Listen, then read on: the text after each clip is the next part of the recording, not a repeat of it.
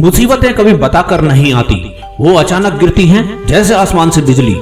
फिर या तो वो इंसान को तोड़ देती हैं या फिर नया गढ़ देती हैं।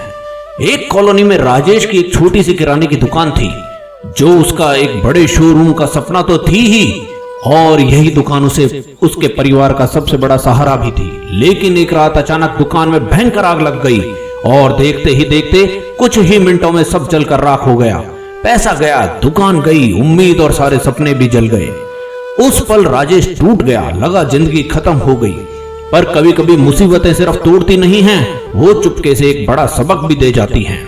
राजेश उठा और मन में विचार किया, दुकान जल गई तो क्या हुआ, मेरी हिम्मत थोड़े ही जली है। और असली ताकत दुकान या सामान में नहीं, इंसान की हिम्मत में होती है। इस विचार ने उसे एक नया जीवन आरंभ करने की प्रेरणा दी। उसने एक ठेले से शुरुआत की और लग गया दिन रात मेहनत करने में। कुछ ही समय में उसने बहुत पैसा कमाया और फिर से एक नई दुकान खोल ली।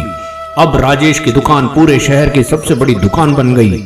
लोग कहते ये एक चमत्कार है, लेकिन सच्चाई ये है कि यह मुसीबतों का तोहफा है। हमेशा याद रखो, मुसीबतें जब भी आती हैं तो दर्द देती हैं, लेकिन जब जाती हैं तो जिंदगी का सबसे बड़ा सबक देकर जाती हैं। मुसीबतें बताकर नहीं आती, पर सिखाकर जरूर जाती हैं।